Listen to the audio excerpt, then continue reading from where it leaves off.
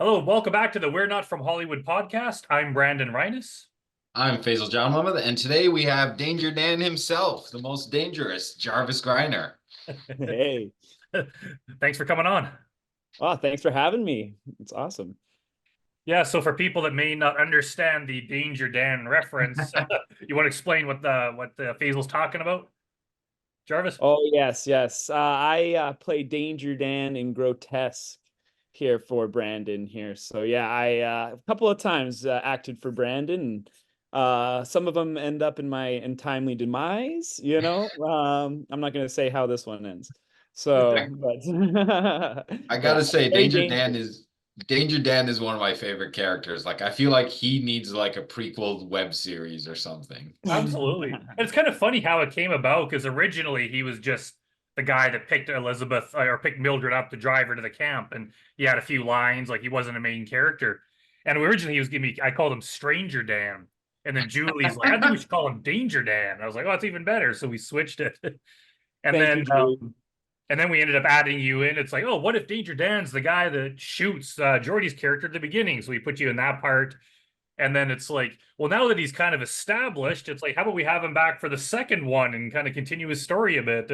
So Danger Dan ended up becoming kind of one of the main characters in the grotesque lore, just by luck and Jarvis's hilarious portrayal of him.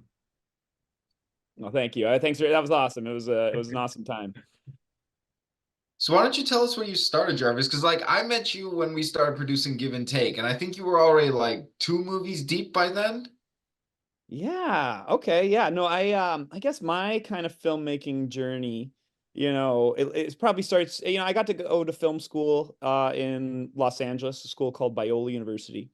And I'd always like even in high school, me and my brother used to make little, movies here, like just little camcorder stuff, and they were funny and it was fun. But I think I really started to get a love for it in university when I started getting to film school and starting to make my own stuff, short films and stuff such like that. And graduated from Biola, stayed down there a little bit, made a few things, but then came back for a couple of projects in Edmonton, features, producing a few features, which ended up leading to directing a few features. And now here we are, where we're able to kind of be a full-time filmmaker and throw in some directing projects, some producing projects, some acting projects, it's awesome. It's a great life. I really enjoy, the type of life that filmmaking, even at the indie stage, it's just like it beats a 9 to 5 every day of the week. So yeah, definitely a cool path. Yeah, that's what I always say. It's like, I mean, this job is stressful sometimes. There's a lot of bullshit you got to put up with. But at the end of the day, it's this like if you be this or working in a factory or even like a doctor, they make good money, but it's like they just have a stressful job. They're dealing with life and death. They work in these insanely long shifts. So for us to be here like doing the most fun job in the world and making movies and then complain that it's stressful, it's like you really got to put it in perspective because our job is freaking awesome. It's kind of cliche, but it is like there's no other job like it. Like it's the highs are so high, and even the lows are like you get meaning out of the lows sometimes, and you're able to pull this like a lot out of that. You touched on it, Jarvis, that like you're one of the few people, especially like in our circle here in Edmonton, that like you direct and kind of make your own film, but you also produce a lot of other films. Like a lot of people, like myself, like I only produce the things that I'm making. I write it, I direct it, it's my film. You're one of the few who will just help other people get their films made, and you work on a lot. I'd say probably like seems like 80% of the movies that come through the city have you involved in them in some capacity. So like, do you have a preference, or you just want to be involved in whatever way you can? And how do you choose which ones are like, this is the one I'm directing? Yeah, well, I definitely have a preference. I love directing, and there's nothing quite like creating and telling stories and, relaying stuff. Filmmaking it's a wonderful art in that regard. I do the acting kind of feeds that, I suppose. I like doing the acting because it helps me learn what actors need to hear. I think that makes me a better director. The producing, I do just like I like helping people get started, especially people from Edmonton, who don't have a lot of money, necessarily. I figured out kind of ways to make lower budget movies in this town. And, I can kind of help people get their feet wet, because we have people at all different, levels of experience in the city. And, sometimes you just need to make sure people get connected to the right teams. And sometimes, I'm not, I can be an all-encompassing producer and, line produce and be the guy who, runs the whole show. And be the logistics guy, but I'm also trying to kind of come back on that a little bit and focus on my projects a little bit more, my directing and my acting. Um, not that I, wouldn't produce at all, but I think that I've been trying to set people off in separate paths, I guess, is what the producing is for, is finding some people that I believe in. Guys like Faizel, when we make Give and Take, we're like, okay, it's Faizel's first movie, he's got this much money, okay, we can help make that happen, and that can kind of started you on your filmmaking journey a little bit. It And really now did. you're working in your own path. And I think that just makes Edmonton a better film community as a whole. I feel we need people working in different directions. And if I can kind of help people start off in that a little bit, then I find that, that'll eventually help my movies too, because we'll have a thriving film scene. People can actually if I can't be the only one making movies here and expect people to live, full time and make things happen. We need to have multiple guys going and making movies at the same time for people to be able to stay here, and we don't lose everybody to Vancouver or Toronto or wherever. Right. So, um, I find that that's an important part of, the producing side. But as of late, I've really tried to focus on, writing and developing directing projects, because I think that is where my preferences do lie.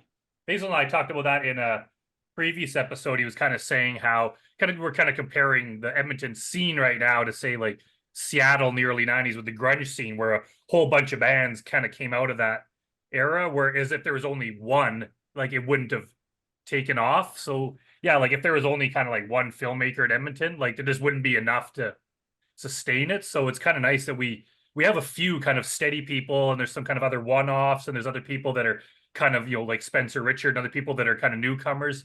So we have to just keep the whole thing going, because if it starts dying off, there's already a problem that there's not enough work for people.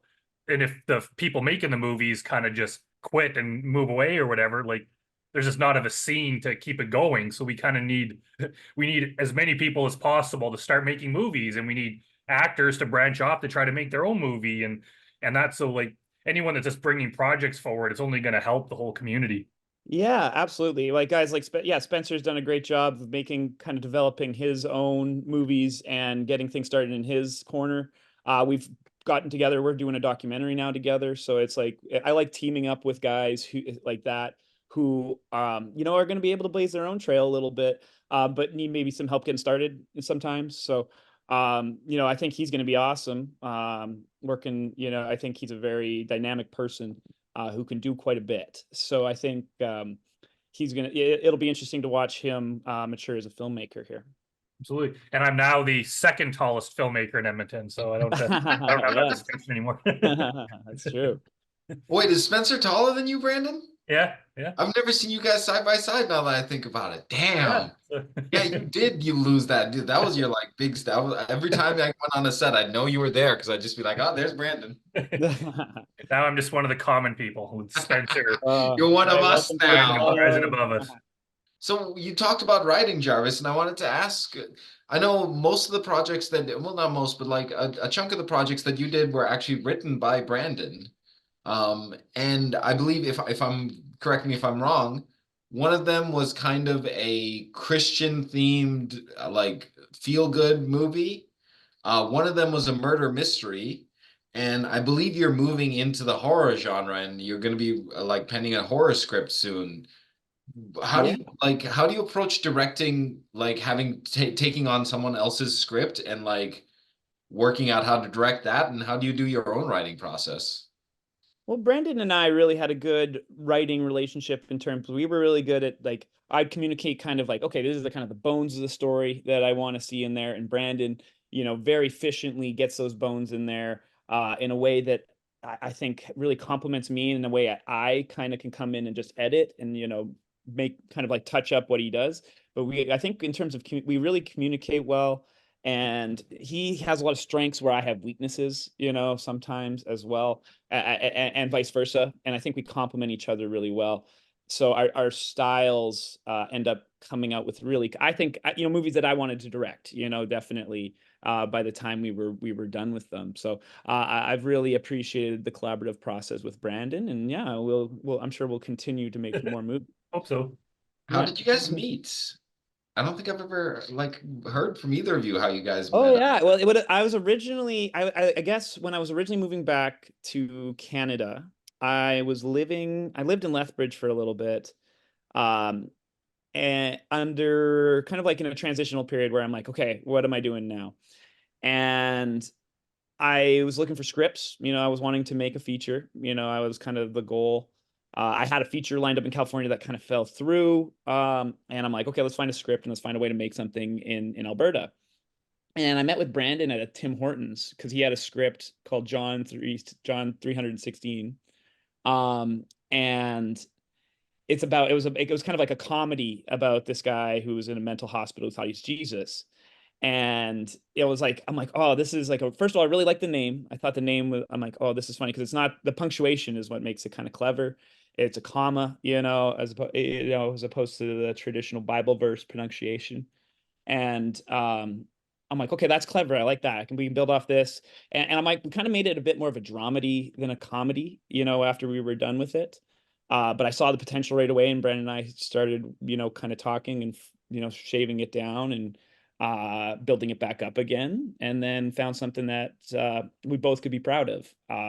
And something I wanted to make. It's not really, it's kind of, John 3:16 isn't really, it's not a really Christian movie. Yes, there's religious themes, but anybody who comes into it thinking it's going to be, like this, stereotypical Christian movie, or sometimes, it's more of it's a look at the humanistic benefits of Christianity, but also some of the absurdities of it at the same time. You know, I think, but I'm very proud of it for my first directorial debut. With the money that we had, I'm very proud of the work we did there. Really good performances, really amazing. I think it really showcases some really good actors in this province.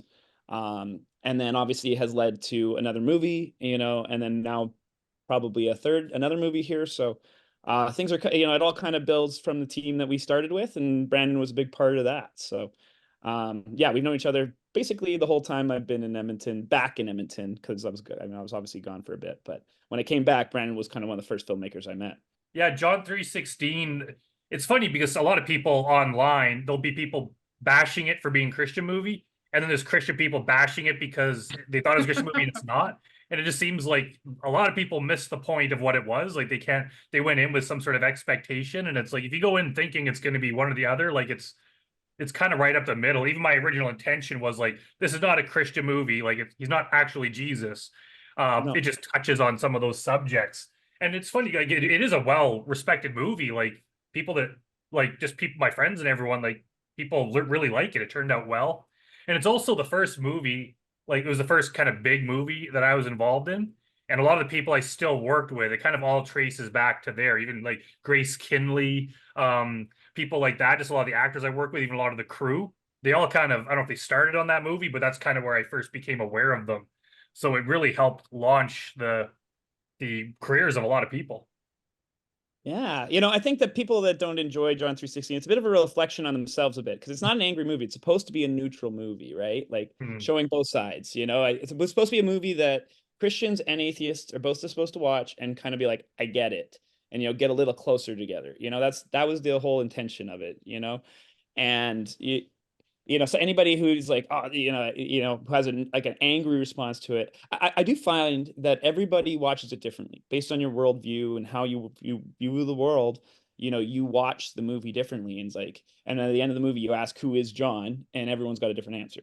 So it's cool because the movie's it's not, if you're just looking for like a standard typical movie, like it's not that. It's very you can enjoy it on many different layers and every different levels. And that I found was cool that we could accomplish something like that here.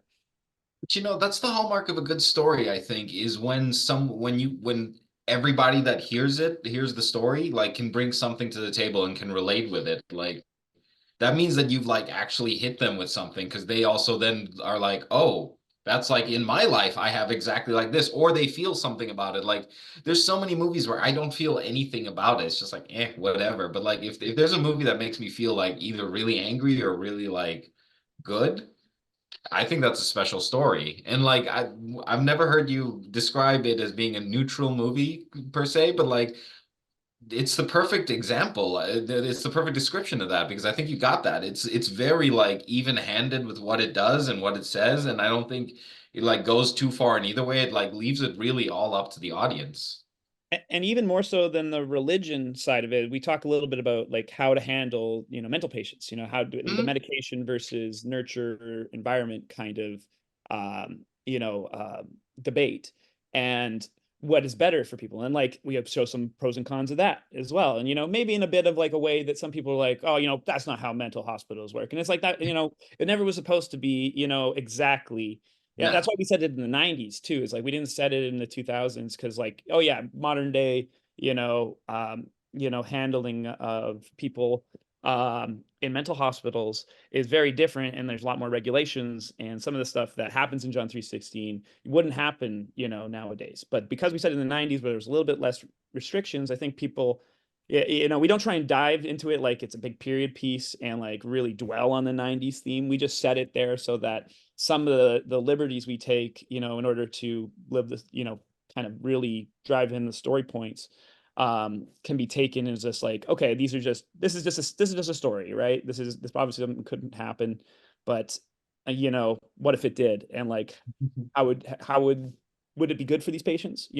Is what happened good for the patients in the long run? Is it good for them in the short term? Like, how do we handle it? And it's more for people to make their own ideas and leave the theater with something, right? And hopefully dwell on something, whatever it was, whether it was something religious or something medical or something just cinematic or performance based. They're leaving the theater thinking about something.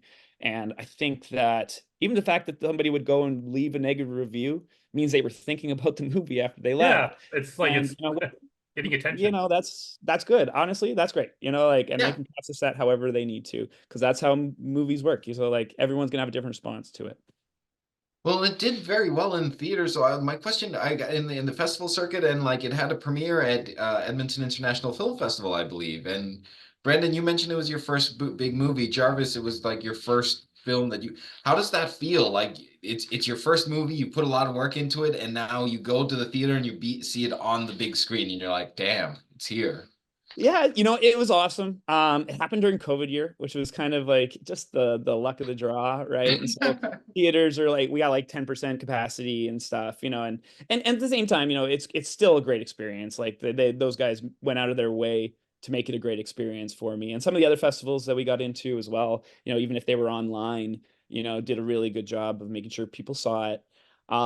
But there was an element that I'm looking forward to with the Markings of Murder premiere here coming through, where we actually get to see it with more people, and so that was exciting to kind of. We went to Fava Fest and got to see John 360 or Markings of Murder play at Fava Fest with a little bit more of a full house. So it's cool to have that interaction with the audience a little bit more than maybe I did with John 316. I know lots of people got to see it and lots of people had good and bad things to say about it. But I never got to watch people watch it a lot unless I was like in a living room with somebody, right? Um, Yeah. so to watch a movie that I directed that, I can kind of see, how people are reacting and, seeing if they matches all the points that, I thought that they would. And sometimes it maybe things surprise you, right? Like whether like, unexpected reactions that you wouldn't have thought of, good and bad, right? But yeah, like it is a cool environment to go out and be able to show people your movies like that. Yeah, it was kind of disappointing with John 3:16. I remember when they did the first cast and crew screening, I think we were shooting hot box, so I couldn't go. And I remember Mhm. there was some people on set that couldn't go, but some of them were like dipping out when they were done to go to the premiere, and I was like, ah, shit, I can't even go see a That movie was I fun. worked I on forgot script. about that. That still was a good time. We did have a screening at the the Princess Theater Yeah. with cast and crew. People who knew the story, but still deserved a night where we could enjoy it together before we made it public. So that was a fun Yeah. night for sure. And then like you said, the first public screening was during COVID. So we go and there's only like 15 people allowed in the entire theater, and they're all spaced out. So it just kind of it didn't have the just that It's a same little different, energy to right? it. It would have been nice to see it at like a packed house or whatever, but it's like it got a good reception online, and I even bought a DVD copy off of Amazon or wherever I got it, and so it's it's a well respected movie. But Ultimately allowed me to make another movie, right? So it was a Oh success. yeah. When is the Markings of Murder premiere? Do you know yet, or are you working on Well, that? we kind of have already premiered with FabaFest, and we're gonna have some more screenings coming here down the road that we'll be able to announce soon. We've got to do a few award shows. It's good, which has been awesome. Yeah, there'll be more screenings coming. I'll leave it at that, and probably more chances to see it in Edmonton, as well as around the country and maybe around the world. So, And uh, Markings of Murder won an award at Fava Fest, right? yeah. I won best narrative feature. And you win a little Werner Herzog boot, which was kind of cool. It was How kind of does that fun. feel? Because is that your first award that you've won for a film in person? Because I know John 316 won some awards, but it was in like remote locations, right? Yeah. Well, CAF, Central Alberta Film Festival, put on they still had a live event, and we won an award there for John 316, and that was a fun time. They did a great job hosting things, and again, less than ideal situations during a COVID year. So Was that we did also get Best like a Picture? little something there, and that was fun. But yeah, Those no, that for for Best definitely, Narrative? but yeah, it was a cool. It was Fab Fest was great too, and I think Dana put on a great event there, so that was awesome. my crew, we were filming a documentary in the same building the Fava Fest was going on. So after Jarvis won the Best Picture award, he came down and we all got to to pose with the award there. So we're all happy about that. Yeah, it's good. Like John 316 won a few awards. Now it seems like Markings of Murder's winning some. So I guess it's kind of a testament to the kind of movies you create, that they're not only making a mark with people liking them, but are actually winning awards. Yeah, and it's not really about the awards, but at the same time, as we progress as filmmakers, it helps a little bit, It's kind of grease the validation that you're tires. on the right course. Yeah, and it's like we don't make that for awards. We make so people, but the more awards we win, the more eyeballs that will probably see the movies, right? So, I mean, that's the ultimate goal, is to have more eyeballs, and I think it's good to it's kind of for the helps the team. Like honestly, like I never really go into film festivals. I don't think I've ever like tried to win anything. It's just not something I care about. But if I did, it would be because like I would want people in it to win like best actor. I would just want other people to like be proud of it. Like it doesn't mean a lot to me.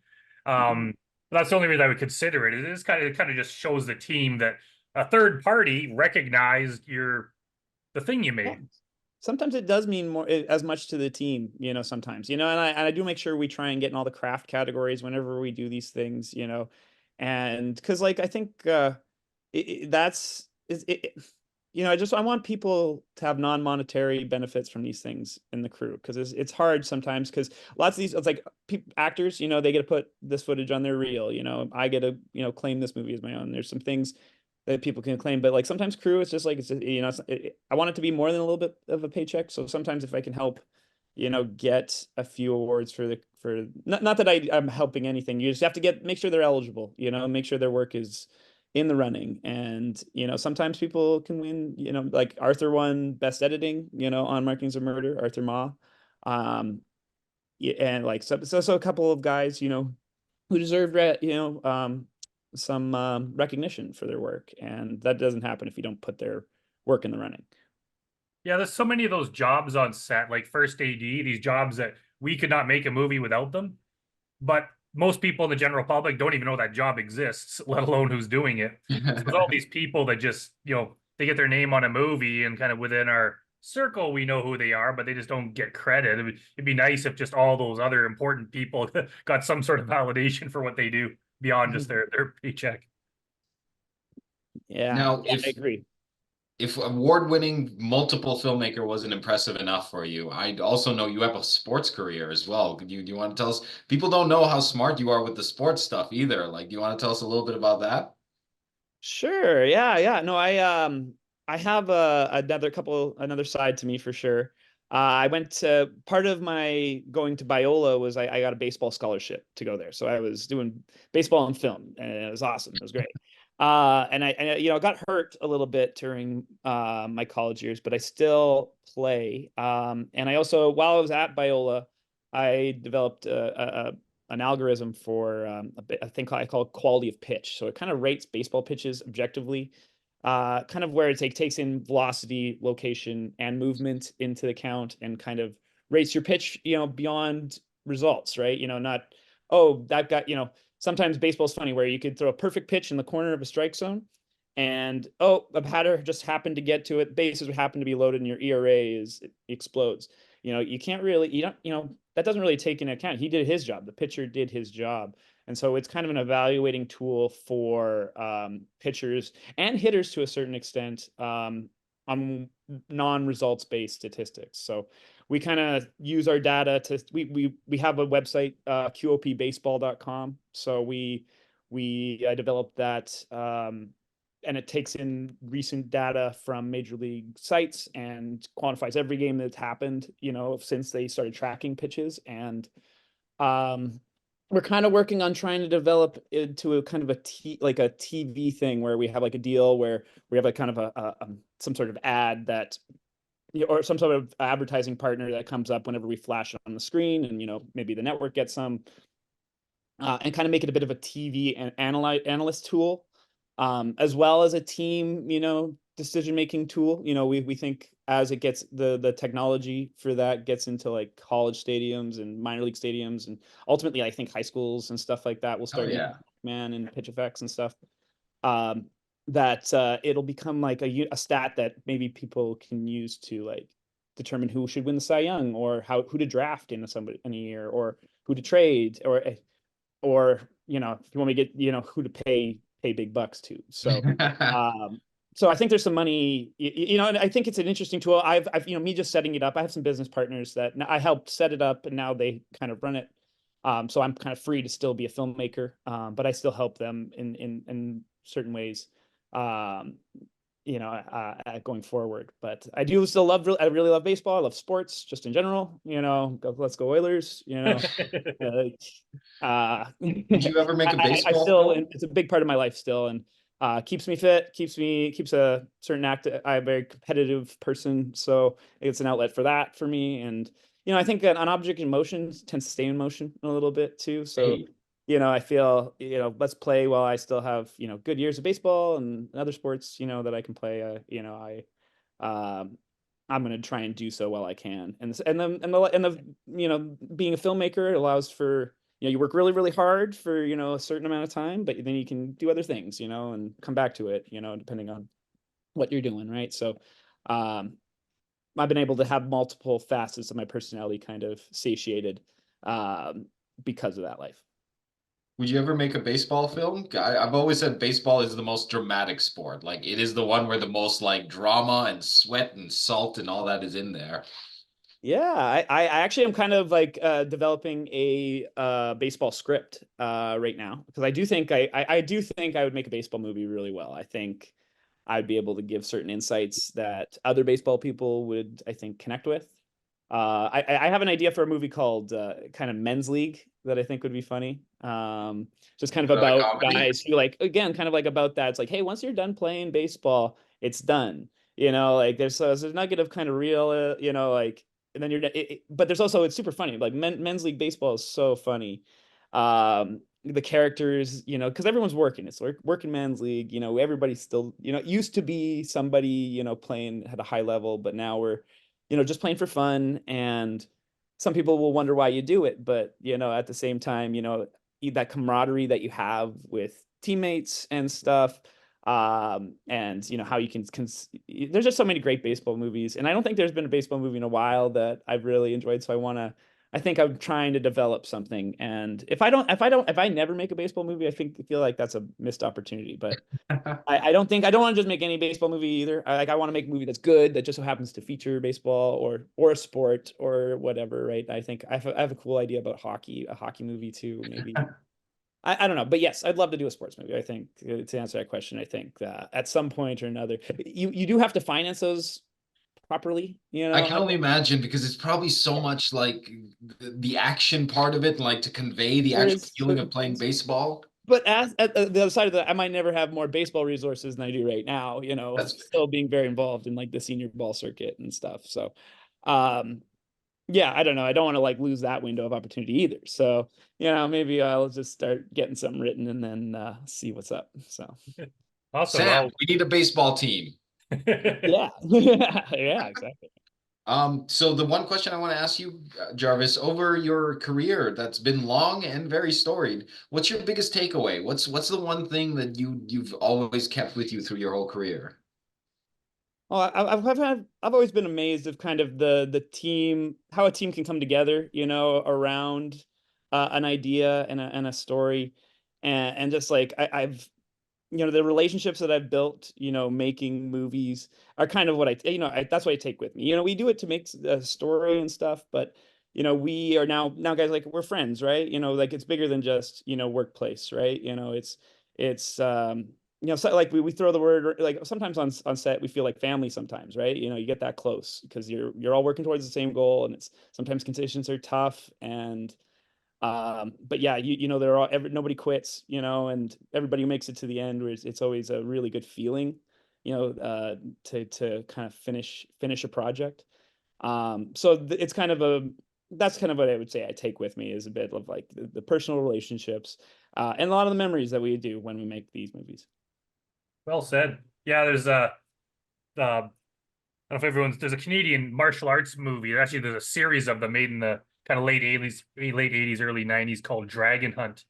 And these two brothers that have like they have a martial arts studios out in Ontario, and they got together and used their own money to make these really cheesy martial arts movies, but they're almost kind of like so bad they're good kind of things.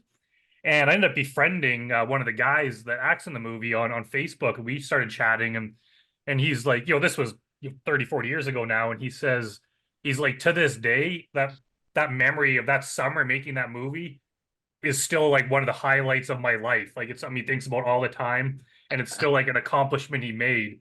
So just I'm sure anyone that's been involved in our movies, like making John 3:16 or Grotesque or Give and Take is not something that anyone's ever going to forget, even when they're like 75. That's going to be a major memory of like a thing that they did in their life that I was in a meant something. movie. Yeah, it was just even if they never made another movie, it's just one time back in 2017, I Oh yeah, jumped I was in the movie ice cream. business. Yeah. Well, So you gotta remember that too. There's a place for everybody on a film set, you know, and uh, you got sometimes people get this kind of thing. It's like, oh, you know, no, we don't want, you know, some people helping, you know, people who don't know what they're doing, first timers, right? They want to work with experienced pros sometimes, but there's some people who'll just do it one time and they'll give it everything they had, and yeah, it'll be a core memory for them going forward. And you know, just like treating everybody as the important piece of, you know, the movie that they are, you know, it's something to remember on a daily basis that yeah, I think you'll have lots of memories in your life. They might only have one memory of you, you know, and your production, and you should try and make it a good one if you can. absolutely. Yeah. All right. Well, we're out of time here. So thanks for being on the show, Jarvis. Really appreciate it. And everyone, check out Markings of Murder. There's hopefully another screening coming up soon. It's a great movie. Turned out well. And I'm sure we'll be seeing you again soon. See you next time. All right. So that was a great interview with Jarvis. He's definitely one of the more prolific filmmakers here in Edmonton that's getting a lot of stuff made. So it was great to have him on the show. And generous too. I think that's the word I use to describe Jarvis most is like he's generous with his time, with his resources. If you ever need anything and you hit up Jarvis, he'll usually drop everything to help you. Yeah, I think even on I think it was Cold Comfort where we were shooting that, we needed there was some gear or something we needed, and so we reached out to him and he hooked us up. So he's kind of like he helps out on a lot of things, and the Edmonton community would filmmaking community would definitely be lesser if he wasn't around. So we're lucky to have him. You know what? I'm gonna take this moment to like I kept going back and forth on I read a quote earlier that I wanted to share, and I kept going back and forth on whether I wanted to share it or not. But because you had brought it up with Jarvis previously, about the scene, I wanted to talk a little bit about in recent news, depending on when this comes out, recently music producer has passed away, Steve Albini. If you don't know who Steve Albini is, you have heard his work. He produced the best like 90s grunge albums, Nirvana's best album, Pansy Division's best, like any album that came out in the alt rock genre in the 90s, Steve Albini 100% produced it. And one of the quotes that they had for him that when he passed away, I thought really struck me, and I want to share with you. Let me see here. The community that I joined when I came to Chicago enabled me to continue on with a life in music. I didn't do this by myself. I did this as a participant in a scene, in a community, in a culture, and when I see somebody extracting from from that rather than participating in it as a peer, it makes me think less of that person. My participation in all of this is going to come to an end at some points. The only thing I can say for myself is that along the way, it was a cool thing that I participated in, and on the way out, I want to make sure that I don't take it with me, which I think sums up what we were also talking about just Yeah. now in the last podcast. Absolutely. Yeah, it's a great way to put it. Is and especially here, like we like the name of our podcast, we're not LA. We don't have the insane money behind us. It's kind of like we have to all work together. We have to share our resources.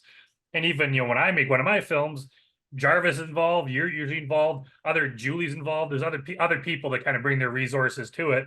And we kind of share everything we have, whether it's locations or actors or connections. There's none of this all right, I'll let Oh, you I'm gonna talk to this safeguard it. person, but you gotta pay me for the connection. It's like none of that bullshit, right? We just can't do that. We kind of all have to work together, and it's working because since I've started, it seems to be growing. Some of us are still making movies, and there's new people doing it, and other people have gone on to be more successful. So I think it's great that we have the scene here. Every day, things get bigger and bigger, and yeah, I can't wait to see what we do in the future, all of us. Yeah, absolutely. Speaking of which, So I believe we have a movie to review. Predator 2. We did Predator last time. Did you get a chance to watch Predator 2? I did indeed.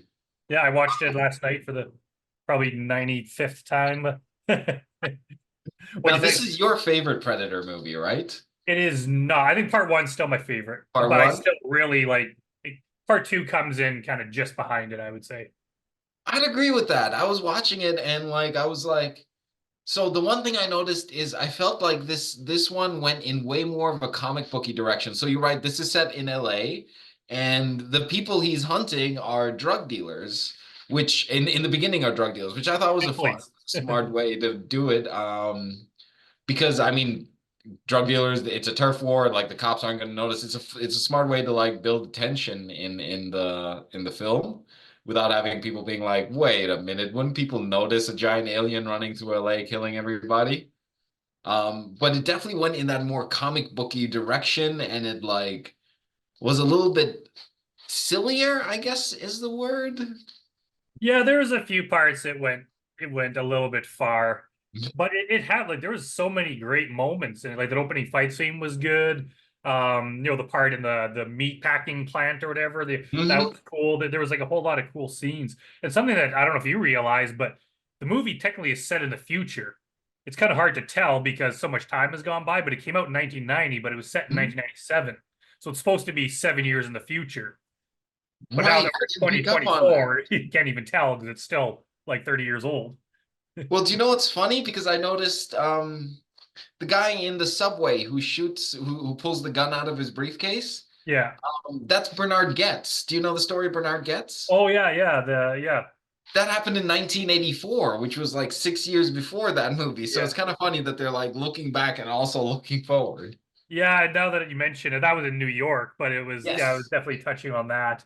That honestly, that's the if I had to pick a part of the movie I don't like, it's that subway scene, which is unfortunate because I even read somewhere that like they wanted to put that in just because like it sounded like it'd be cool with the strobe lights, but I just Mm-hmm. found you couldn't see what the hell happened. The predator kills like 20 people, but it's so dark that you can't and it's You like got can't tell constant what strobe happened. lights.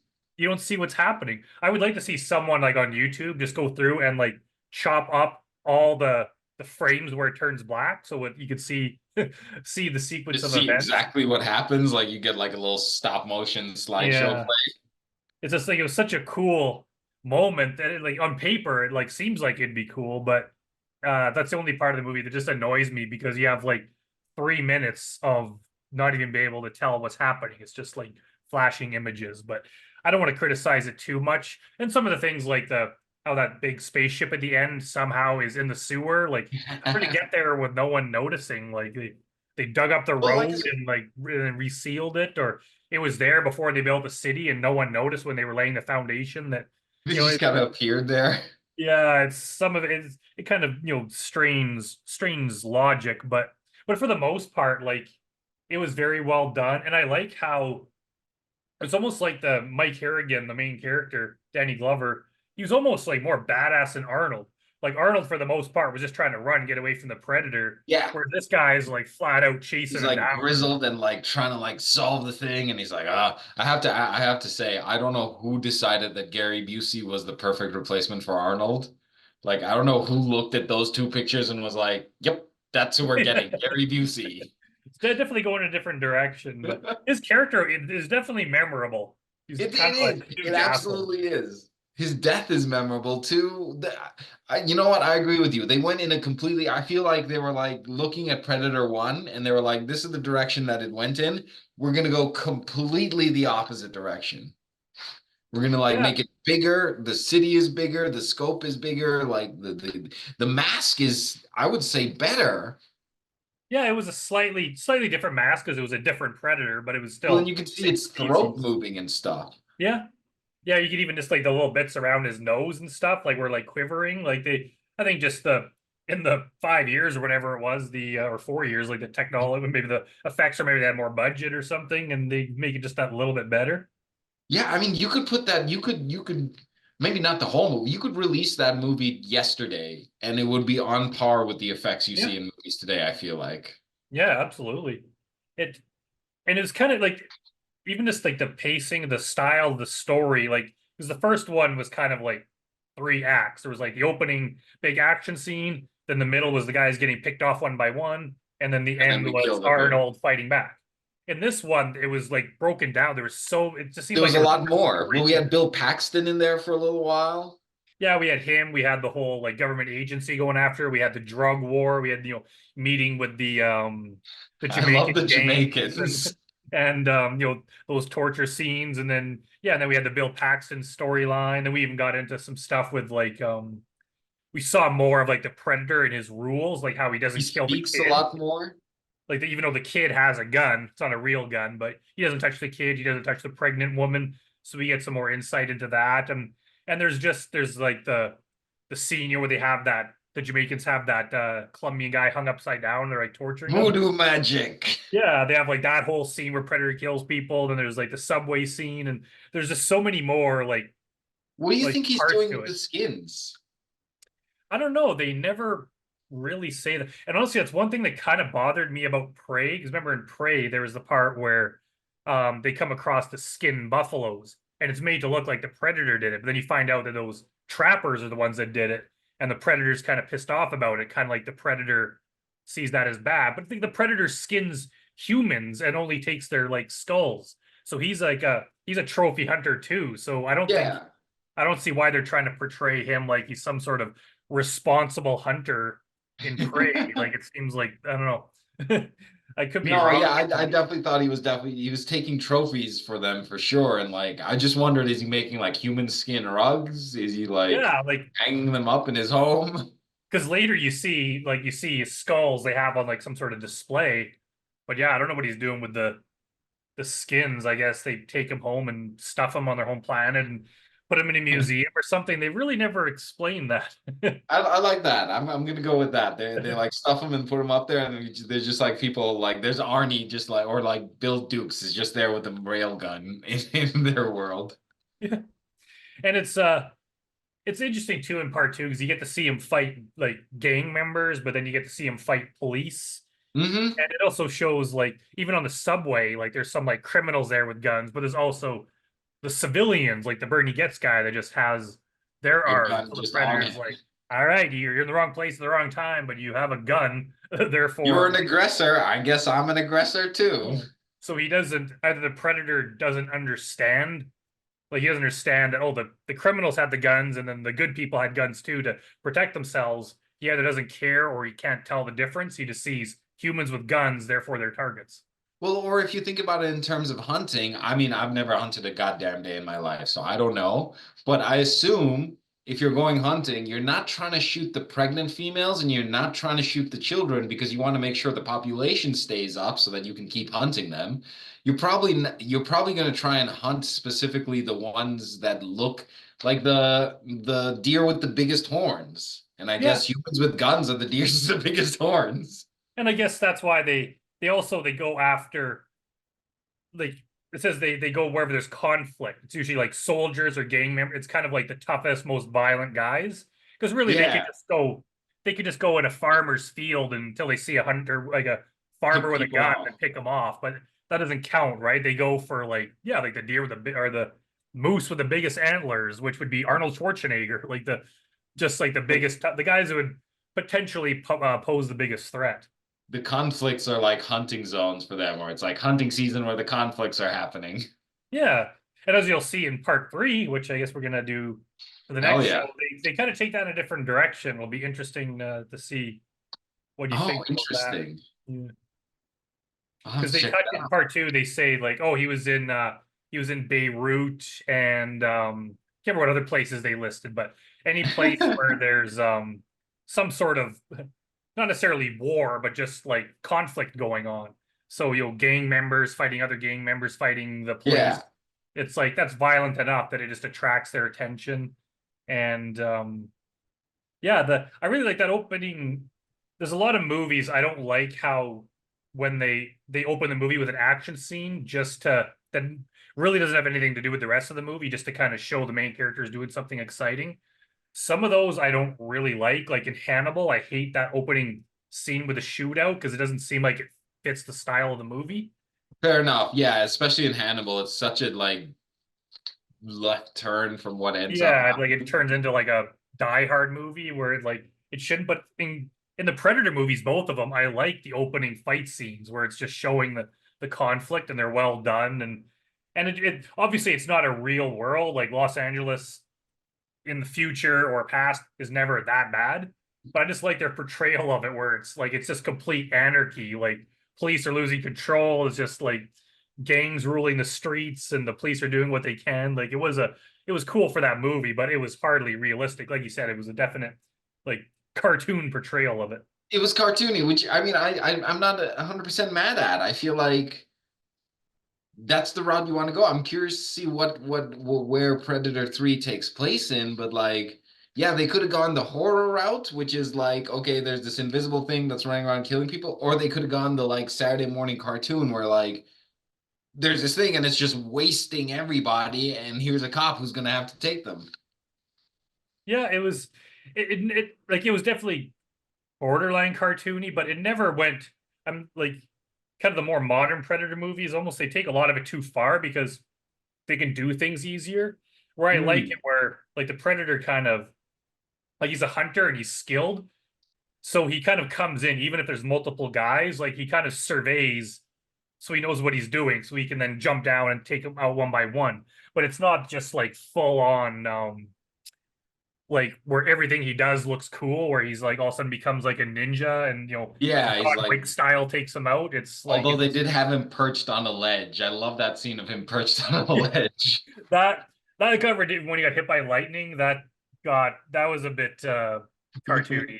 Honestly, if I could go back and edit the movie, I would cut that part out. But Cut that far. It's very like Batman Saturday morning cartoon where yeah, it's just perched or watching. uh, or Spawn or any of the other Yeah. guys that like to perch on the edge of things. But yeah, overall, I would say there's a lot of hate for that movie online, like even among Predator fans. I don't Huh. get it because it's not It's quite as good as just the as good first. as one, I'd say. Like I kept trying to decide if the silliness made it worse or better than one. and I feel like it makes it just as good. It's a different story, but like I didn't enjoy it any less than I enjoyed one. Yeah, I would like. Yeah, I would give it like a 0.1 or something less than the first. Or it wasn't like if I had to pick part one's better, but part two is still like very good movie. Like, Yeah.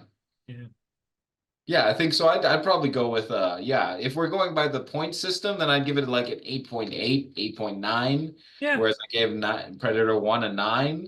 If we're going by like just regular grades, yeah, they're both nines to me. yeah. I think they're.